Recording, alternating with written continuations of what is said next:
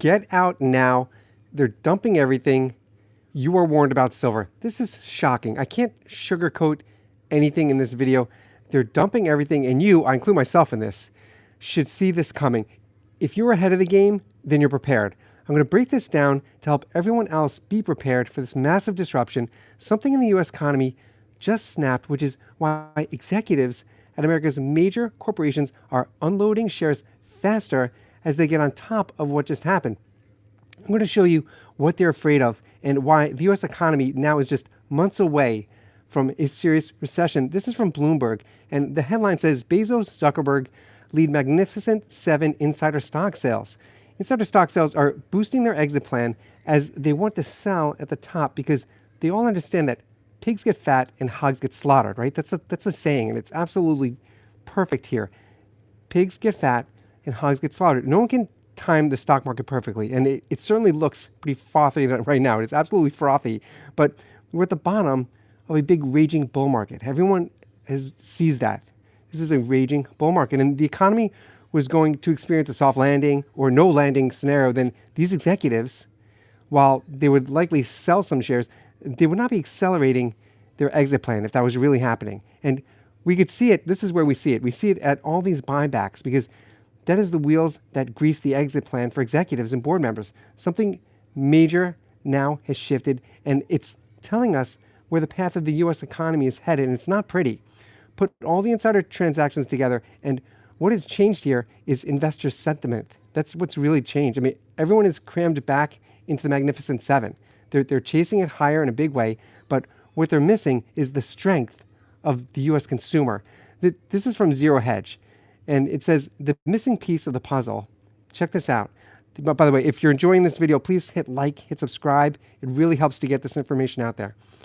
This is from Zero Hedge, and it says the missing piece of the puzzle behind the inexplicable strength of U.S. consumers. The missing piece is $700 billion in phantom debt.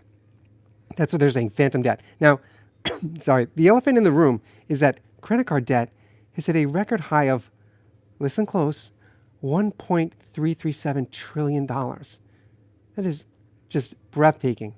As the savings rate has tumbled for Americans, they kept spending. And historically, what typically has happened, as credit cards get maxed out and savings rates, they drain to zero, everything stops. Historically, everything should stop. But now, everything is shifted in a big way. This article continues and says, but while it is easy to ensnare young, incomeless Americans into the net of installment debt, where they will rot as the next generation of debt slaves, they don't mess around in this article.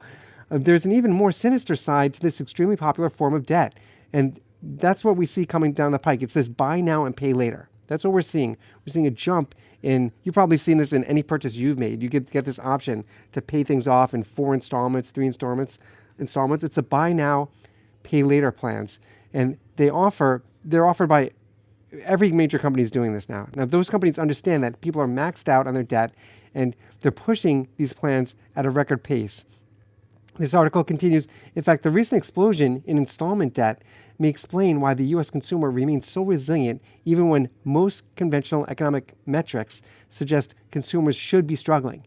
Consumer spending in the world's largest economy has been so resilient in the face of stubbornly high inflation that economists and traders they've had to repeatedly rip up their forecasts for slowing growth and interest rate cuts. This is spinning the heads of everyone. And this is exactly why we as silver stackers tell each other, and I absolutely agree, to be our own bank. Because in a debt-based society, the only wealth can be held in its real form, which is precious metals. That's why I'm holding this silver on my screen. You can't look at the alternative to this. You cannot look at real estate as a tangible form of wealth these days because the mortgage rate is just so out of control. So this is where you go. And I'm not alone in this. The other day I went into my local coin shop and I watched a man who is now a silver stacker. This was his first time. He had just he cashed out at least $50,000 from his stock investments, Wall Street investments, cashed it out. And he told me He doesn't feel safe keeping all of this money in the stock market, and he feels like he has no control. Pulled it out and ordered right in front of me 3 monster boxes of silver. 3 monster boxes, right? I mean, that is how you get out. I mean, he's just cashing out from his stocks and putting it where it should be, which is in the safest store of wealth,